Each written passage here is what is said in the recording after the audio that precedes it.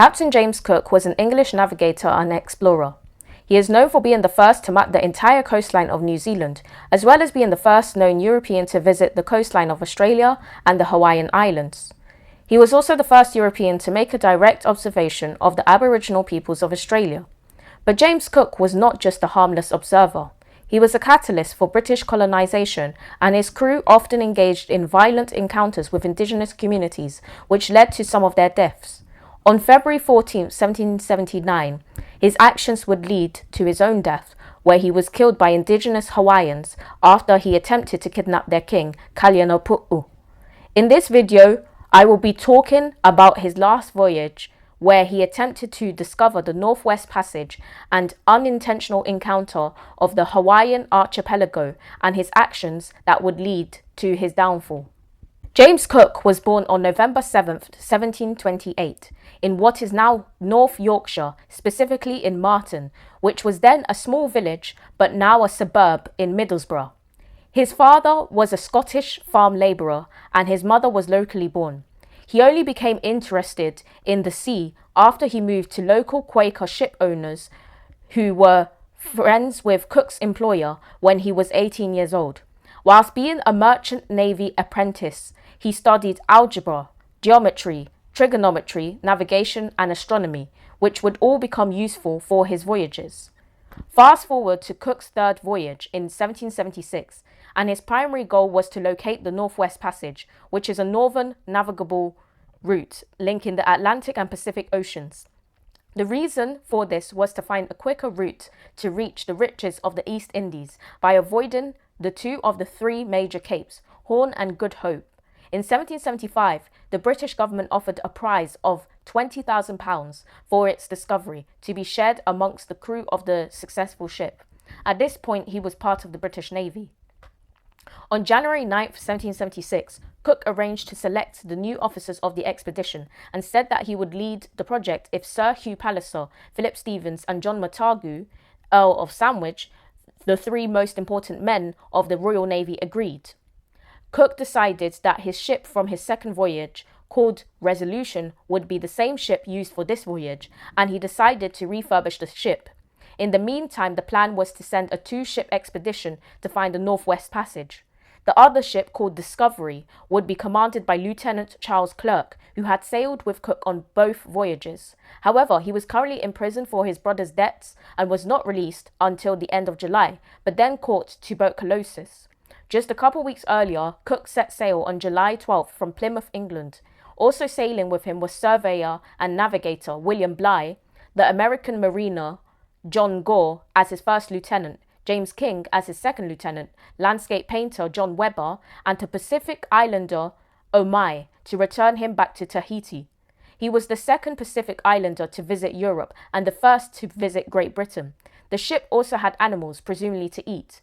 On August 1st, Clerke set sail with Discovery and Resolution, arrived at Cape Town, but first stopping at Tenerife for supplies. Resolution arrived on October 17th and needed recaulking since it was leaking. Discovery arrived on November 1st and the same thing happened. After that, the two ships set sail on December 1st, 1776. On December 13th, Cook saw and located what is now called the Prince Edward Islands, which are uninhabited volcanic islands under the administration of South Africa, but failed to land on them due to bad weather.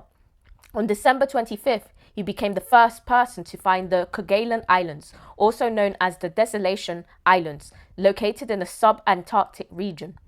On January 26, 1777, the ships reached Tasmania and they arrived in New Zealand on February 12, 1777. 2 weeks later, the ships set sail for Tahiti. The ship sighted Mangaya Island, the most southern island of the Cook Islands, on March 29, 1777. The ships arrived at Tonga on April 28th until mid-July, arriving at Tahiti on August 12th, specifically on the volcanic island of Moorea. The men stayed several weeks in Tahiti for supplies and trade. During this stay, locals who had never seen Europeans before stole one of Cook's goats on October 6th.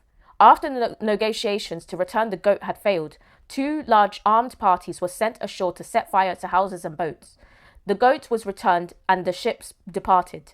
After returning Omai, Cook decided to postpone his journey until December 7th. He travelled northwards, and on January 18th, 1778, he became the first European to find the Hawaiian Islands. He landed on the island of Kauai, where locals were curious because they never saw a European person before. Locals traded pigs, potatoes, and sugarcane for whatever they were offered. Cook wrote that the Hawaiians fell upon their faces and remained in that very humble posture till, by expression signs, I prevailed upon them to rise. Presents were exchanged and friendships were made. The locals bowed down as they fell prostrate on the ground and remained in that position until we passed. However, on January 20th, 1778, a local was shot to death by Lieutenant Williamson on the small boats ashore after a confrontation in which islanders attempted to board the small boats, even though there was an order not to kill anyone while away from the main ship. However, Williamson argued that there had been threats made to the crew's life and the ship's property. For that reason, Cook did not punish him. After they got enough supplies, the ship set sail again and sailed to the north. In February 1778, they were met with strong winds and bad weather, and a month later he sighted the Oregon and Washington coasts. In April 1778, they landed and observed the indigenous people of Nootka Sound in Vancouver Island, and then sailed on. They sailed all the way to the Bering Strait, which sits in between the Pacific and Arctic Oceans, basically the boundary between the Russian Far East and Alaska. Cook even went beyond to observe the northern coast of Alaska, but the ships turned back just as the ice was about to wreck both ships. The ships were in need of a lot of repair, plus a lot of the members of the crew were suffering from tuberculosis. On September 1778, they sailed to Unalaska, the main population center in the Aleutian Islands, a set of volcanic islands belonging to Alaska, to get the ships recaulked. It was also reported that Cook was becoming irrational towards the crew due to possible stomach infection, and he subjected his crew to eating walrus meat, which was not edible. Unalaska was a pit stop to where they were going to sail next, which was back to the Hawaiian Islands, then called the Sandwich Islands. On October 24th, they left for the islands and sighted Maui on November 26, 1778. The two ships sailed around the Hawaiian Archipelago for 8 weeks as they were searching for a good harbour. During those 8 weeks at sea, they traded mangoes by the means of canoes. He went around different islands of the archipelago, such as Maui, Hawaii, Oahu, and Molokai. Again, Cook's irrationality was shown when he imposed a new restriction on grog, reducing the crew's ration and replacing it with beer concocted from local sugarcane. However, his crew refused to touch it, and Cook suspended their ration entirely. The suspension was finally lifted, but Cook appeared to be worn out and short-tempered towards his crew. Finally, he saw a shallow bay on Kealakekua Bay, the west coast of Hawaii, on January 17, 1779. The Europeans were treated with a welcoming presence by the locals. This was mainly because he arrived at a season where it was believed in Hawaiian myth that Lono Makua, the god of Hawaii's season of abundance, would appear in a giant canoe during this season. Several chiefs and a high chief named Koa restored order amongst the crowds, and Koa took him to a religious ceremony. The local enthusiasm of the Europeans massively decreased days after. Cook met the king of Hawaii, Kalaniopuu, who gave Cook his own cloak and more vegetables and pigs than he had ever received. Another thing that happened is that one of the seamen, William Watman, died and was buried ashore. On February 4th, the ships left the island as the whole population lined the rocks and promontories of the bay, waving white cloths. They were happy that they were leaving. However, they returned a few days after a terrible storm. His ship Resolution had its foremast split. Unlike last time, Hawaiians were negative with their return and made their stay as difficult as possible as the crew were trying to repair the foremast. They knew Cook wasn't Lono Makua, as it was proven from Watman's death that they were all mortals. They had nothing else to offer Europeans and would even throw stones at them. Cook therefore ordered his men to load their muskets with balls rather than shots. He actually refused to use the ship's firepower on the locals. On February 14, 1779, the watch officer of the Discovery ship reported that the cutter had been stolen. This cutter was irreplaceable, and the incident made Cook angry.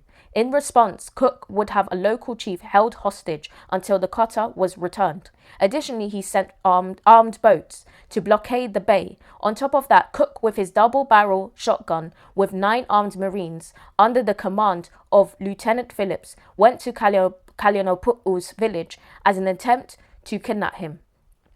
He first met the king's 2 young sons, who directed him to the king's hut. When the king woke up and realized Cook's plans, he calmly walked with Cook towards the beach, agreeing to be taken hostage. However, one of the king's wives, who was the mother of his sons, and 2 chiefs, ordered him to sit down and remain seated. Hundreds of Hawaiians surrounded him, and he dropped his attempt to kidnap the king. Cook's men panicked and retreated to the boats. They were also angry because news had reached them that a local chief was shot dead in his canoe by Discovery's blockading boats commanded by John Rickman, the 2nd lieutenant. Hawaiians had stones, spears, and darts ready on their hands, whilst the women and children were sent away from the scene. There was a battle where Hawaiians launched their weapons, and Cook and his Marines fired at the Hawaiians, killing some of them, but there were so many of them. 4 of Cook's Marines were struck down. Seamen opened fire in the boats. Cook decided not to reload and began turning to the boats to order what might have been a ceasefire. As he did so, he was clubbed in the head by one of the 2 chiefs that ordered the king to sit down. He fell to his knees, half on the water. His name was Kanaina, and he used a leomano, which is a shark-toothed club. As Cook tried to get up, he was stabbed by the other chief, Nua'a, with a dagger on the chest. After that, other Hawaiians took turns in stabbing Cook whilst holding him underwater. Then they dragged his body ashore and started stabbing him again, passing around the single dagger. The remaining Marines continued to fire back from their boats, killing more Hawaiians, and they might have killed Kanaina in the process. Afterwards, they rowed to their ships. Charles Clerk, the commander of Discovery, was made the new captain of the Voyage.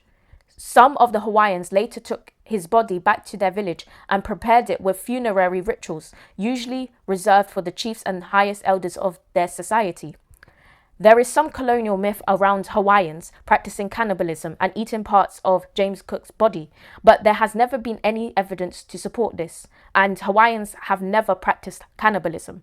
The myth came from the fact that Cook's bones were removed from his body for keeping.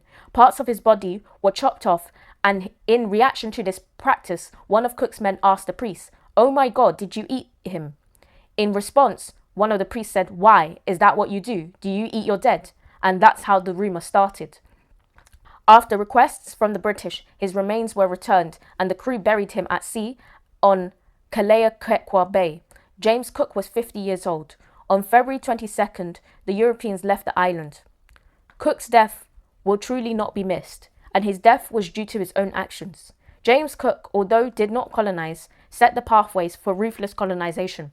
In terms of navigation, he was exceptional and possessed a mathematical knowledge like no other, but his claiming of lands made it easier for the British Empire to expand and conquer those lands.